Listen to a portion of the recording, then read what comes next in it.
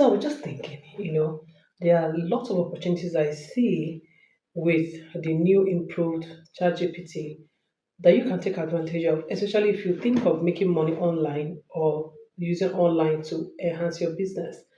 I thought of something yesterday when I went to my personal ChatGPT page because I have ChatGPT for my business because you have to train it to give you the responses in the way you sound and according to what you do and all that. If you didn't know that, that's a hack you should also learn. But I was thinking about it yesterday and I asked it to give me a quote on something that was in construction and ChatGPT blew my mind.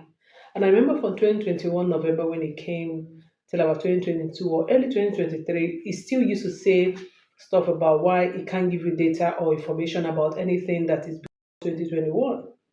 But today, it can give you information about what's happening today. And that I think is such an opportunity because, man, it took the data I gave it, location, size, place, industry, town, city, village, and it gave me exact calculations that were already things I knew by consulting physically. And I think that is something you should look at again. The ChatGPT 4.0, amazing, even if I say so myself. Yeah. And there's several things you can do with it. You can use it to come up with costing, research, but remember that the aim of AI or artificial intelligence entirely is not to give you what the final output is to give you structure, to give you details, and then you can now build on it. There must be a human part of adding context, adding meaning, adding spelling or language tone, even though, yes, you can also customize it to speak in your dialect, indigenous spice of your dialect, right? That is in using English language or any language, foreign language that you want to write on or write with.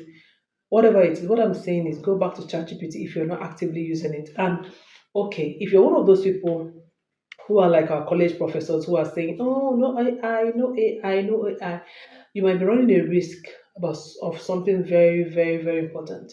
You might be refusing ingenuity and innovation, and nobody fights innovation and wins. Yes, nobody fights innovation and wins. What I think you should do is look at how best these tools can help and then learn how to use it properly, learn how to also checkmate things that are not done properly, even while using it. And in that way, you can better guide your students, your colleagues, your staff in the way that they should use it. You should actually be teaching how to use it ethically as against asking people not to use it. And this is just my humble opinion, but I'm trying to say there's an opportunity with ChatGPT and there are lots of things you can do with it. Let me tell you a few things I do with ChatGPT.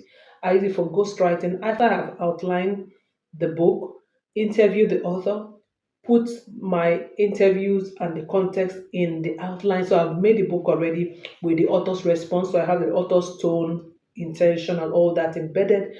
I use ChatGPT to further flower the words. So I'm trying to generate a script of say 1,000 words, right? And I have done all of the interview, get the input from the author, and it has given me about 500 words. I go ahead to use ChatGPT to fine tune it, add more flesh, add more context.